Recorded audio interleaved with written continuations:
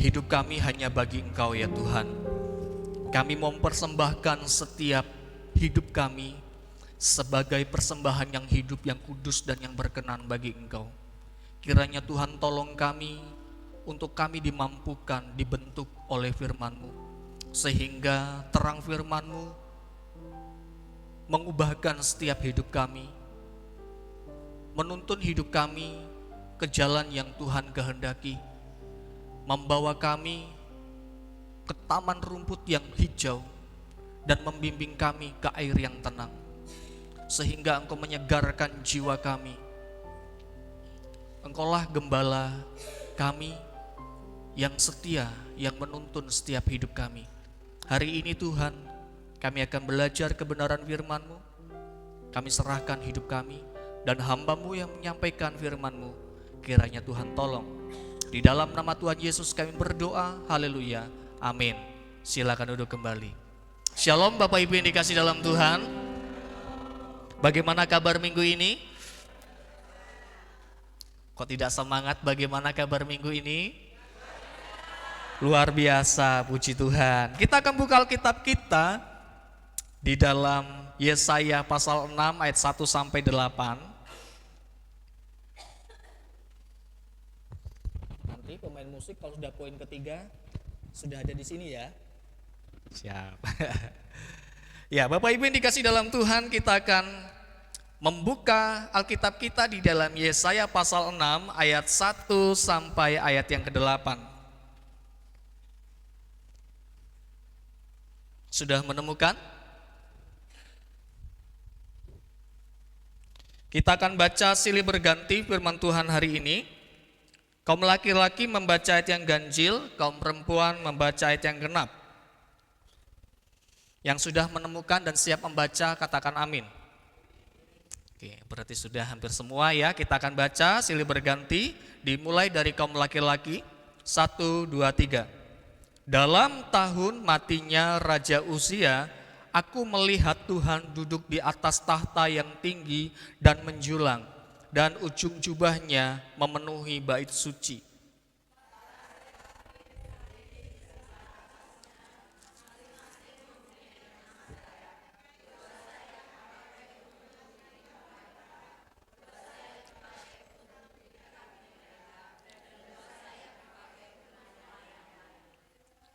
Dan mereka berseru seorang kepada seorang, katanya, Kudus, kudus, kuduslah Tuhan semesta alam, seluruh bumi penuh kemuliaannya.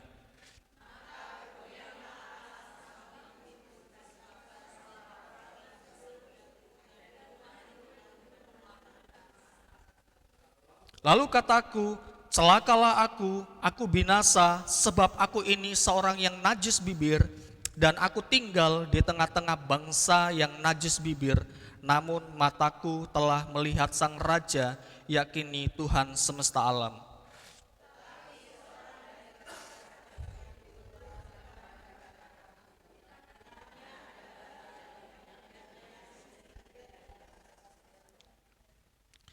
Ia menyentuhkannya kepada mulutku serta berkata, lihat, ini telah menyentuh bibirmu, maka kesalahanmu telah dihapus dan dosamu telah diampuni.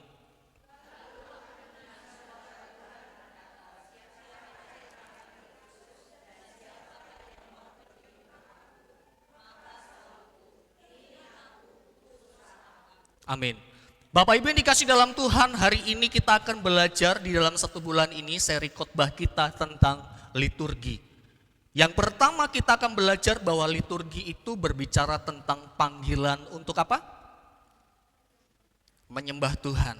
Jadi Bapak Ibu yang dikasih dalam Tuhan, pada tahun 2024 Bapak Ibu, sebuah perusahaan teknologi besar melaporkan bahwa rata-rata pekerja di Indonesia itu menghabiskan 4 jam di media sosial. Ketika mereka menghabiskan waktu 4 jam di media sosial, mereka bukan hanya mencari hiburan Bapak Ibu, tetapi mereka mencari validasi, mencari pengakuan diri, dan mencari hal-hal yang dapat juga menenangkan emosionalnya. Ini adalah sebuah realita yang ada di sekitar kita juga. Apakah ini juga menjadi bagian dalam hidup kita? Kita menghabiskan waktu berjam-jam di depan media sosial kita, bersama orang-orang di sekitar kita. Sudahkah kita juga menjadi orang-orang yang menggunakan waktu dengan sebijaksana mungkin? Bapak Ibu yang dikasih dalam Tuhan, ini adalah realita yang harus kita pikirkan bersama-sama. Dan realita ini yang terjadi, yang rutinitas terjadi dalam kehidupan kita, ini disebut dengan liturgi apa? Kultural. Jadi liturgi kultural ini adalah sebuah rutinitas, praktik, dan kebiasaan sehari-hari di lingkungan sekuler kita, di lingkungan dunia kita, yang secara tidak sadar membentuk hasrat, cinta, dan arah hidup kita. Jadi Bapak Ibu yang dikasih dalam Tuhan, liturgi kultural ini bekerja bukan melalui apa yang kita pikirkan, tetapi melalui apa yang kita cintai. Segala hal yang menjadi sebuah rutinitas dalam kehidupan saya dan Bapak Ibu, tentunya itu didasarkan dari apa yang kita sukai dan cintai Bapak Ibu. Ketika praktek-praktek ini berulang, hal ini tentunya akan melatih hidup kita, hati kita untuk mencari pemenuhan di luar Kristus.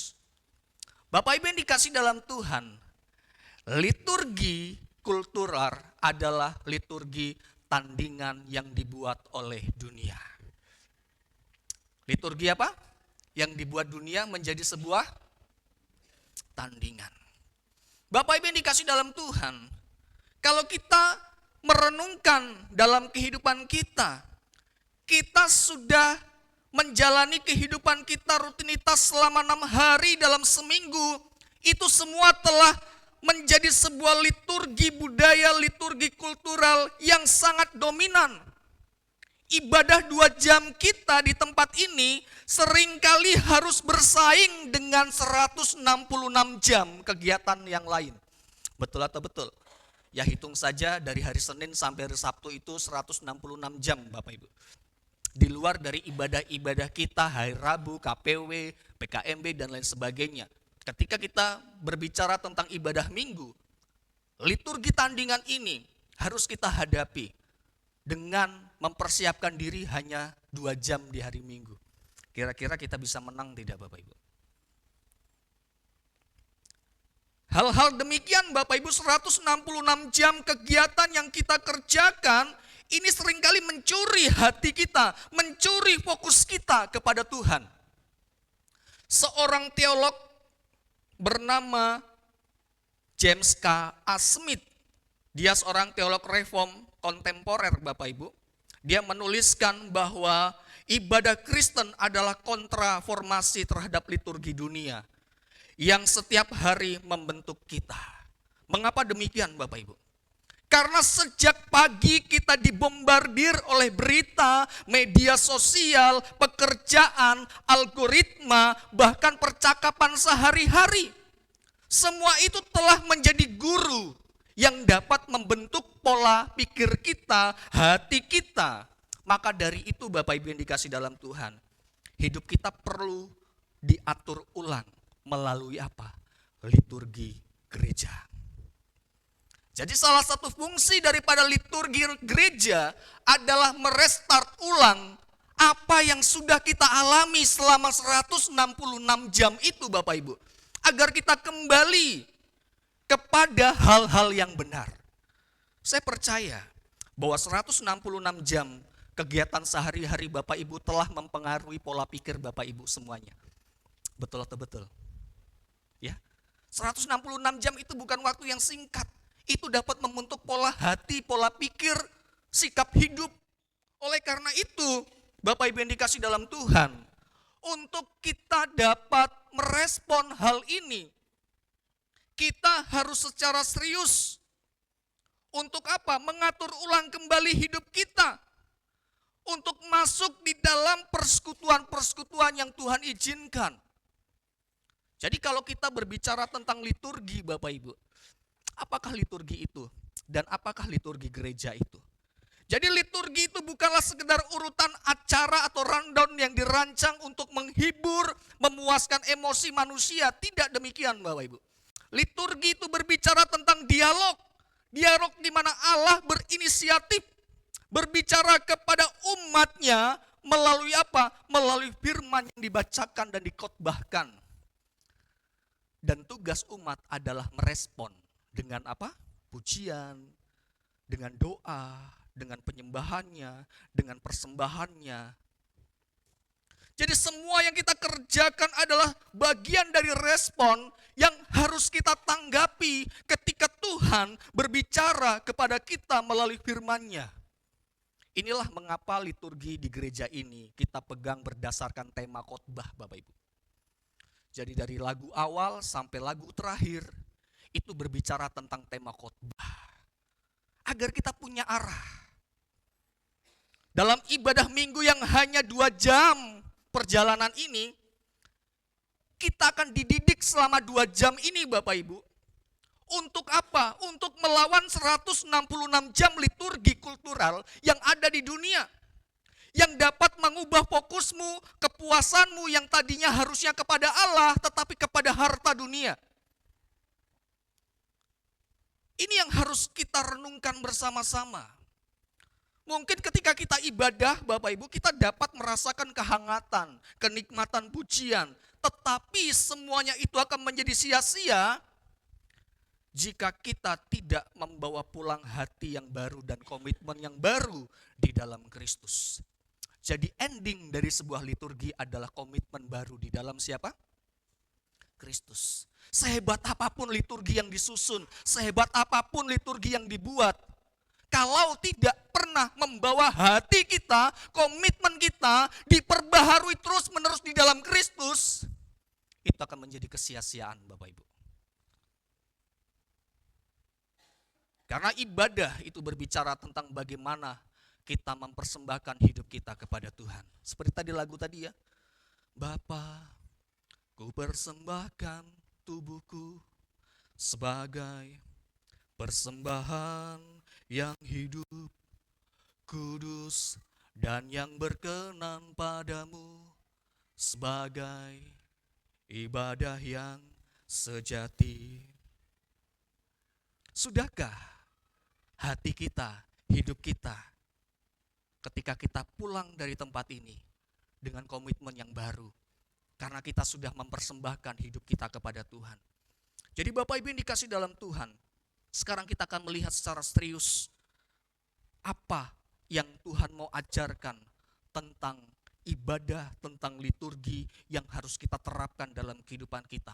Kita akan belajar dari kitab Yesaya Bapak Ibu. Kita akan buka Yesaya tadi yang kita sudah baca bersama-sama Bapak Ibu. Kalau kita melihat latar belakang konteks dari kitab Yesaya ini Bapak Ibu, ayat 1 mengawali sebuah narasi dengan catatan historis yang krusial, yang menyatakan dan menuliskan tentang kematian Raja Uzia. Yesaya berkata, aku melihat Tuhan duduk di atas tahta yang tinggi dan terangkat. Ketika ia melihat penglihatan ini, ia melihat penglihatan di zaman di mana Raja Uzia mati Bapak Ibu. Namun yang perlu kita ketahui Bapak Ibu, Raja Uzia adalah raja yang luar biasa. Ketika memerintah, dia memerintah dengan luar biasa sehingga membawa kerajaan Yehuda itu semakin maju. Baik dari politik, baik dari administrasi, peperangan, Yehuda semakin maju. Kalau kita melihat di dalam 2 Tawarik 26 ayat 1 sampai 15, di sana dituliskan bagaimana kehebatan raja yang memimpin sehingga Yehuda menjadi orang-orang yang berhasil.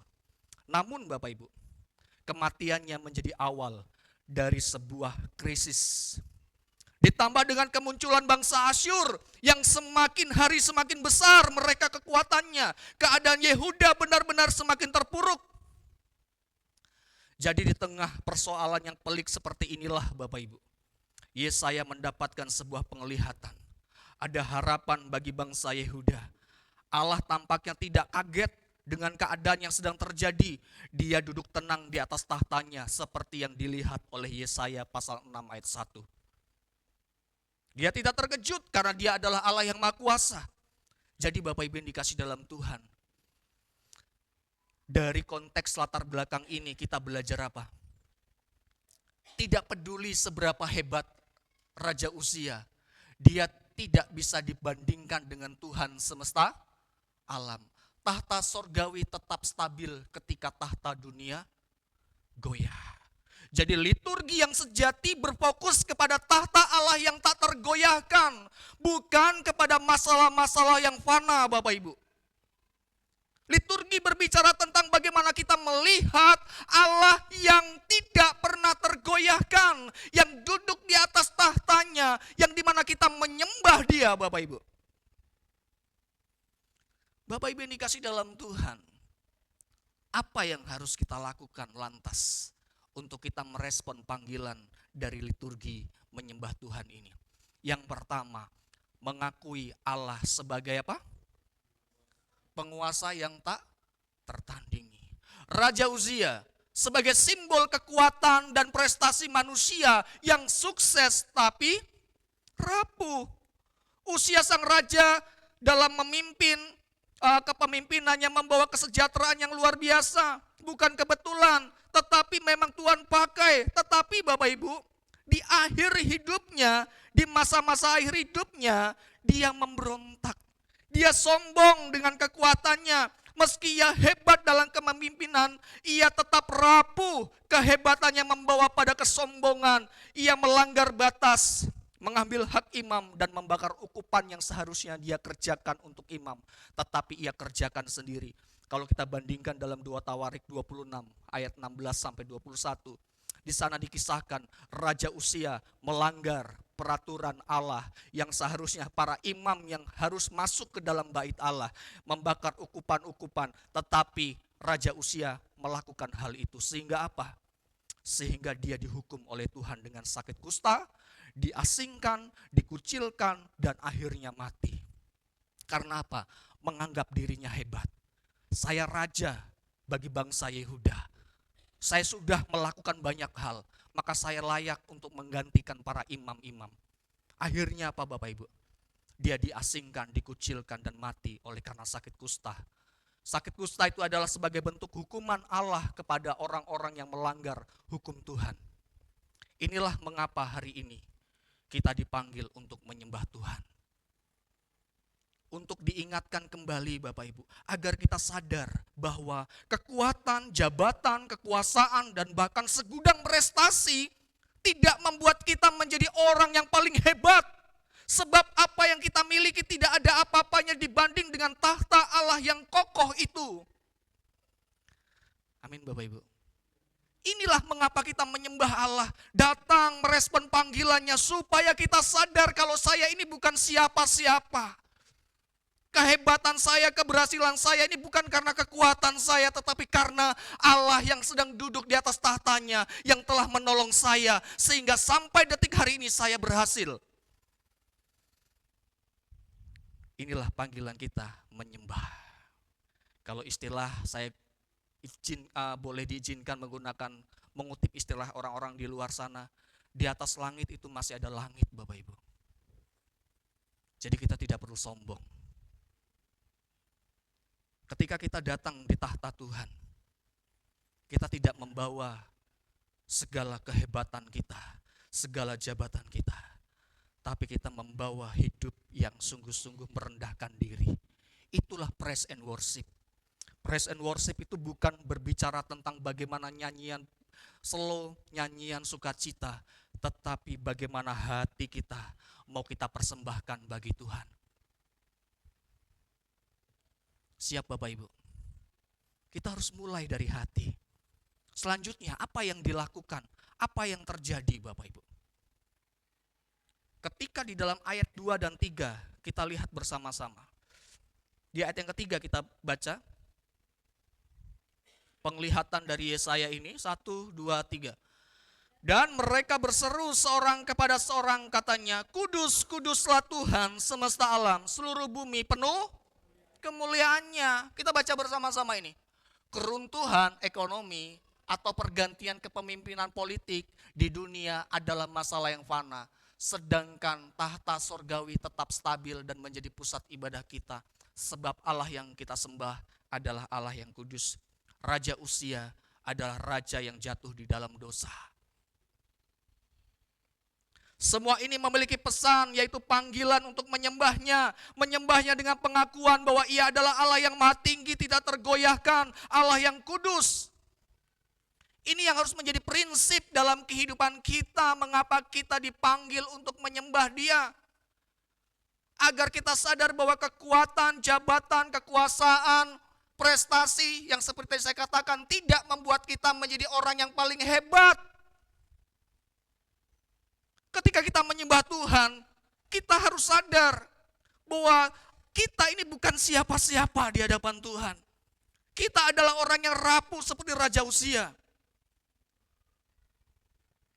Ini yang harus kita renungkan dan kita pikirkan bersama-sama di dalam setiap peribadahan kita. Sudahkah kita berfokus kepada Allah? 166 jam dalam kehidupan sehari-hari Bapak Ibu sudah membentuk Bapak Ibu, sudah membuat hati Bapak Ibu mungkin mulai mengarahkan diri kepada dunia. Dan ini waktunya 2 jam ini untuk kita merestart kembali, mengingatkan bahwa diri saya itu bukan siapa-siapa di hadapan Tuhan. Bahwa setiap keberhasilan dari hari Senin sampai hari Sabtu itu semua karena anugerah Tuhan. Bukan karena saya. Inilah mengapa engkau dan saya dipanggil untuk menyembah. Supaya engkau sadar tahta di dunia ini rapuh, tetapi tahta di atas segala raja itu akan tetap kokoh.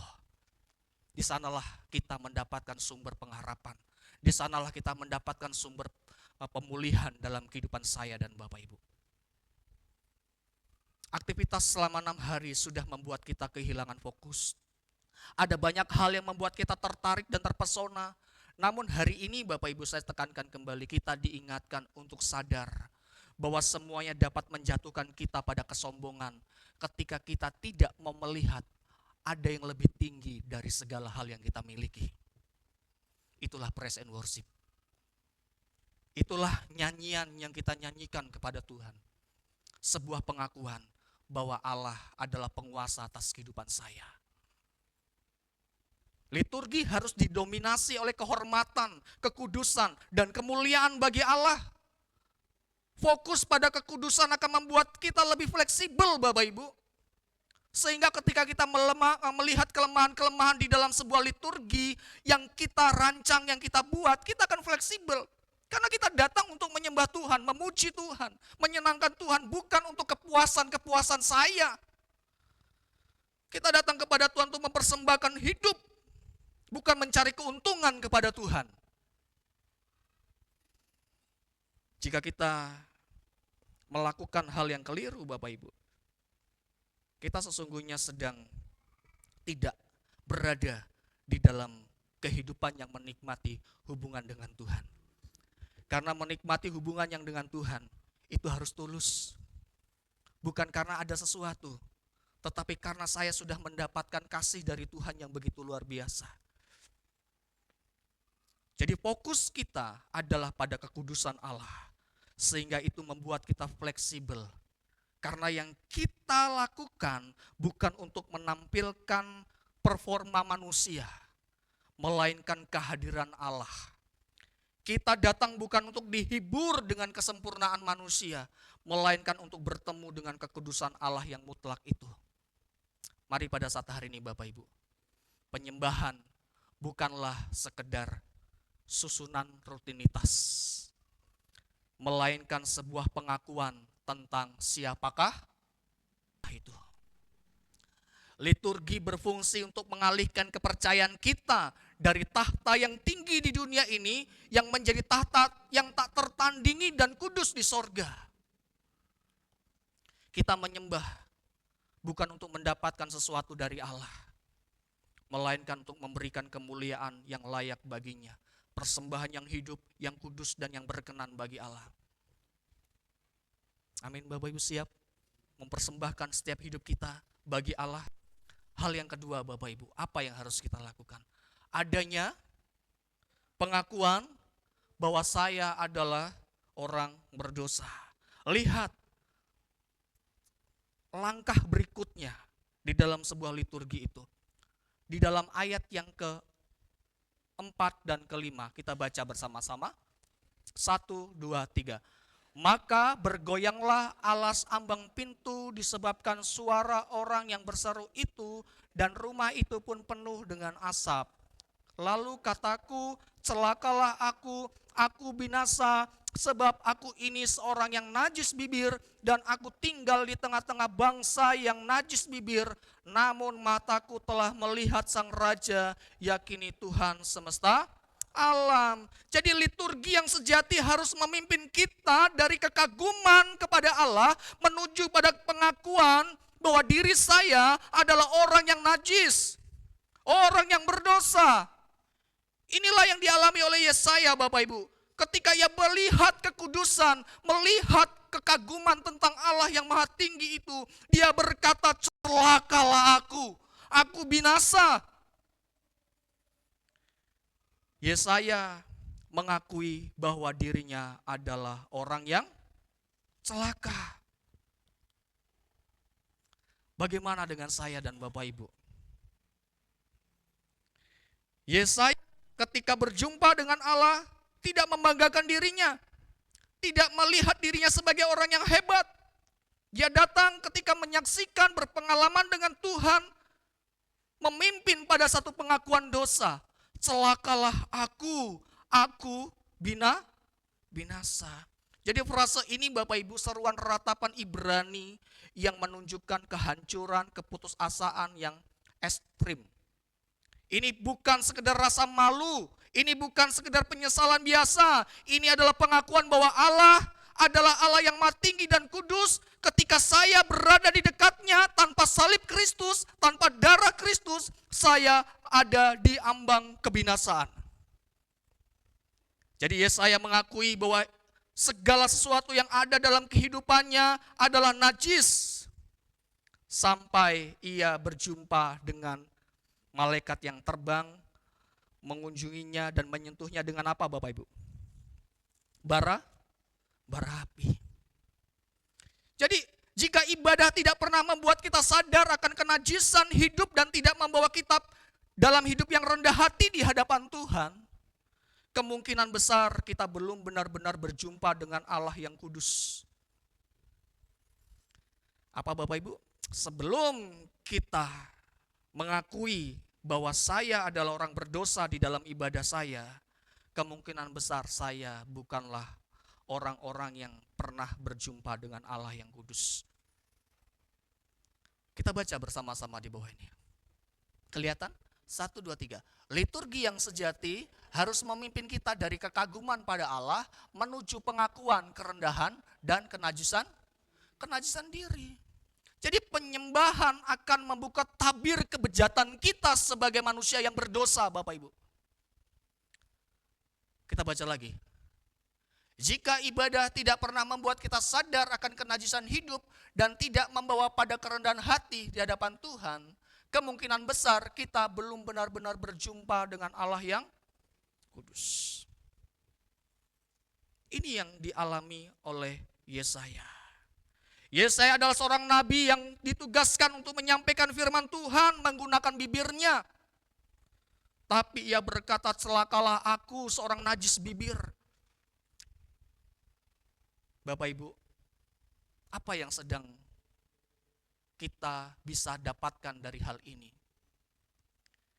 Yesaya mewakili kegagalan gereja dan umatnya untuk bersaksi dan beribadah dengan perkataan yang kudus.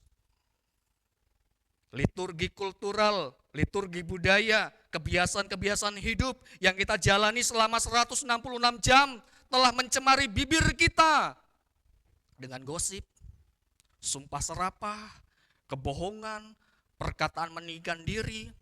Mulut dan lidah kita yang seharusnya memuji Tuhan justru membawa pada kesombongan rohani, kesombongan hidup, pengagungan diri sendiri, bukan mengagungkan Tuhan tetapi mengagungkan diri sendiri. Liturgi seharusnya membuka tabir kebejatan kita sebagai manusia berdosa,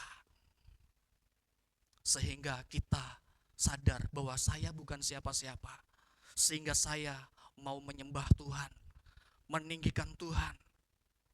Bapak Ibu yang dikasih dalam Tuhan, liturgi yang benar akan melawan penipuan pada diri sendiri. Jadi Bapak Ibu yang dikasih dalam Tuhan, jika liturgi kultural mengajarkan kita untuk menyembunyikan kelemahan, memproyeksikan citra sempurna, maka liturgi sejati menuntut kita untuk mengakui bahwa saya adalah orang yang najis seperti yang dikatakan oleh Yesaya. Ibadah yang menghindari pengakuan dosa adalah ibadah yang dangkal karena ia tidak memahami jurang antara Allah dan manusia. Ibadah tanpa berdasarkan anugerah Allah hanyalah ritual yang berbau busuk di hadapan Allah. Mari kita persembahkan persembahan yang hidup, yang kudus, dan yang berkenan bagi Allah. Tugas para pelayan-pelayan altar, tugas setiap para pelayan-pelayan Tuhan, engkau akan berjumpa dengan tahta pengadilan Kristus. Di sana engkau akan mempertanggungjawabkan segala hal yang engkau kerjakan di dunia ini. Ketika Tuhan bertanya, ketika engkau melayani, apa yang sudah engkau kerjakan? Apakah engkau menyadarkan umat Tuhan untuk segala keberdosaannya atau membuat mereka semakin sombong? Mari kita evaluasi setiap diri kita. Bagi setiap sidang jemaat hari ini, ketika engkau datang kepada Tuhan, apa yang engkau cari? Apa yang sedang engkau minati dalam dirimu? Selain salib Kristus, Bapak Ibu. Masalah berkat-berkat jasmani, masalah kehidupan, kebutuhan-kebutuhan, itu pasti Tuhan akan cukupkan. Tetapi hal yang terpenting, yang perlu Bapak Ibu ingat, yang pertama tadi, kita harus sadar bahwa Allah itu maha tinggi, tahtanya tidak tergoyahkan. Yang kedua, Allah itu maha kudus, sehingga saya sadar saya orang berdosa.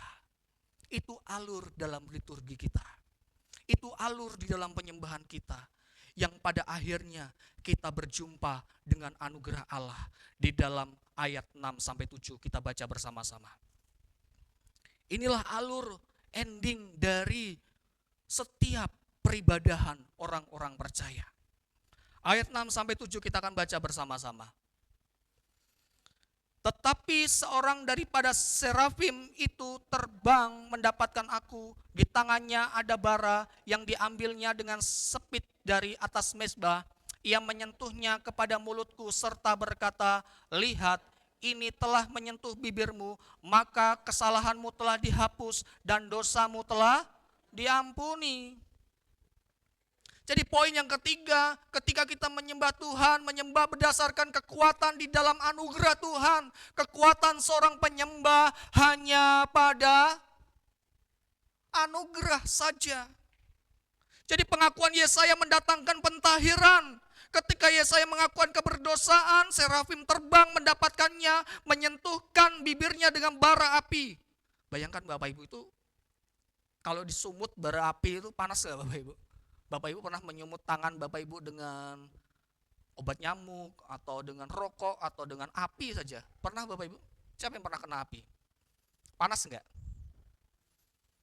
Bibirnya disentuhkan bara api. Mungkin bisa sariawan ya Bapak Ibu ya. Tapi lepaskan hal itu. Kita kembali lagi pada konteks ini. Secara Alkitab Bapak Ibu, mezbah adalah tempat kurban persembahan yang melambangkan perdamaian, pendamaian melalui darah, dan bara api itu melambangkan api ilahi yang menghakimi dan menyucikan. Yesaya tidak sedang mencari jalan keluar. Ia hanya sadar bahwa dirinya celaka, tetapi justru pada saat itulah Allah turun tangan melalui siapa? Serafim. Jadi ini berbicara tentang keselamatan yang datangnya dari atas. Allah yang bertindak bukan dari bawah usaha manusia. Inilah esensi daripada anugerah itu Bapak Ibu. Anugerah selalu datang dari atas. Lalu kita terima. Itulah keselamatan. Pentahiran, penebusan, pengampunan adalah isi dari setiap liturgi kita. Semua harus berpusat kepada siapa? Kristus. Liturgi harus menyampaikan pesan bahwa Allah yang berkuasa, Allah yang kudus membuka tabir keberdosaan kita dan akhirnya kita menerima anugerah di dalam Yesus. Itulah ibadah yang sejati. Ibadah yang sejati harus semakin meneguhkan hidupmu di dalam Kristus. Bukan meneguhkan dompet kita, bukan meneguhkan rekening kita, bukan untuk meneguhkan penyelesaian masalah-masalah dunia kita. Itu remeh-temeh di hadapan Tuhan. Tuhan bisa dengan sekilas, sekejap untuk menyelesaikan itu. Tetapi penyelesaian yang harus dibayar dengan darah, itu adalah hidup kita, Bapak Ibu. Jadi artinya, ketika kita beribadah kepada Tuhan, kita datang kepada Tuhan, kita bukan dibayar dengan berkat-berkat yang mudah hancur itu, tetapi dengan darah yang kudus Tuhan kita Yesus Kristus. Sudahkah kita serius untuk menyembah dan memuji Tuhan ketika kita datang kepada Tuhan? Bapak Ibu yang dikasih dalam Tuhan, liturgi adalah panggilan bagi kita untuk menyembah Allah dengan sebuah isi apa? Tentang Injil Kristus. Kita harus semakin disadarkan bahwa kita bukan siapa-siapa, kita harus berserah penuh kepada Injil Kristus. Ini sebabnya setiap kali kita beribadah, kita tidak sekedar mencari rasa nyaman dan hiburan rohani, melainkan kita diingatkan kembali, kita yang najis sudah disucikan, kita yang berdosa sudah diampuni, kita yang hancur sudah dipulihkan, semua karena salib Kristus. Itulah yang kita rayakan dalam setiap liturgi orang-orang percaya. Liturgi tentang kemenangan kita yang telah dibayar lunas oleh Yesus Kristus di atas kayu salib. Amin Bapak Ibu. Kita jangan sampai menggerus peribadahan kita dengan hal-hal dunia. Kita harus merayakan bahwa saya dan Bapak Ibu telah diberikan kemerdekaan, telah diberikan kemenangan, telah diberikan penyucian, pengudusan, dan pendamaian. Inilah yang kita rayakan. Jadi anugerah yang kita terima harus kita rayakan dalam kehidupan kita dengan penyembahan dan ucapan syukur. Bapak Ibu yang dikasih dalam Tuhan, penerapannya dalam hidup kita. Bagi kita yang melayani, jangan sekali-kali mengandalkan kesalehan pribadi. Suara yang indah, keterampilan memainkan musik, atau hal-hal yang membuat kita merasa hebat. Semua itu baik, tapi bukan itu yang memuliakan Allah. Kuasa sejati ada pada Injil Kristus.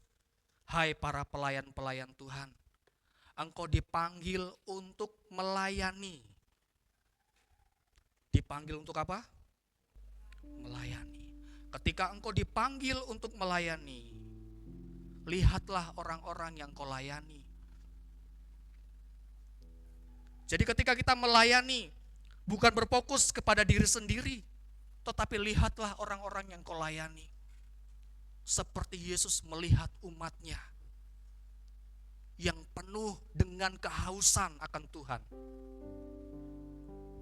Tugas kita adalah memastikan setiap nyanyian, liturgi yang kita pimpin, ucapan yang kita ucapkan, itu membawa jemaat semakin sadar bahwa saya orang berdosa, saya butuh Yesus, dan terima kasih Tuhan untuk anugerah-Mu.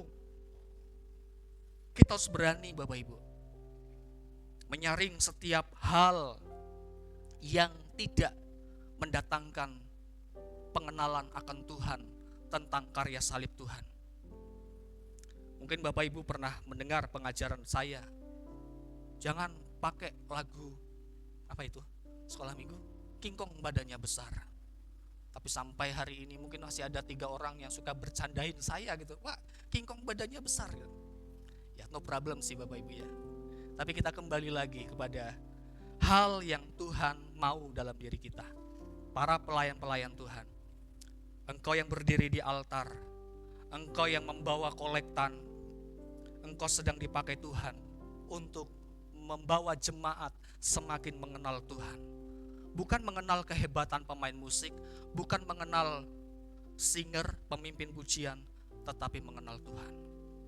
Usahakanlah dirimu selalu punya komunikasi yang penuh kasih dengan audiensmu. Itulah panggilan Injil yang engkau bawa untuk engkau beritakan. Bagi setiap jemaat, jangan datang ke ibadah dengan pikiran saya merasa harus disenangkan, harus dipuaskan, harus dikuatkan. Bapak Ibu, ibadah itu bukan tentang saya, bukan tentang kita, tetapi tentang Allah yang sedang duduk di atas tahtanya yang maha tinggi, yang tidak tergoyahkan oleh apapun. Jadi saat kita menyembah, kita diingatkan kembali bahwa anugerah Kristuslah yang menyucikan kita dari dosa, memberi pengampunan, memulihkan hati kita.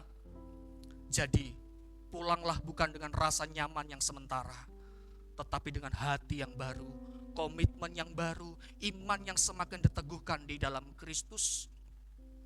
Kalau engkau pulang hanya dengan rasa nyaman sementara, kepuasan sementara, maka bagaimana mungkin engkau dapat mempersembahkan hidupmu sebagai persembahan yang kudus dan yang berkenan bagi Allah.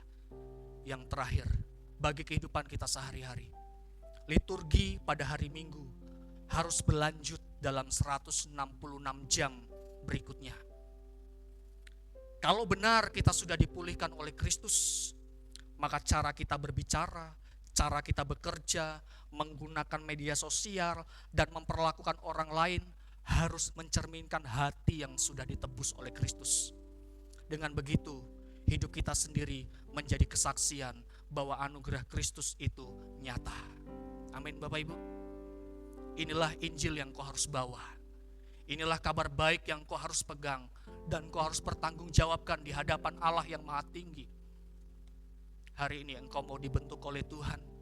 Engkau siap bertarung dengan 166 jam di luar sana ketika engkau pulang dari gereja ini. Engkau dibekali hanya 2 jam hari ini. Maka pergunakanlah waktu itu sebaik-baiknya untuk kita memuji, memuliakan Tuhan, mengkalibrasi hidup kita, merestart ulang hidup kita agar kita dipersiapkan menjadi orang-orang yang menang melawan dunia ini. Tuhan Yesus memberkati kita semuanya.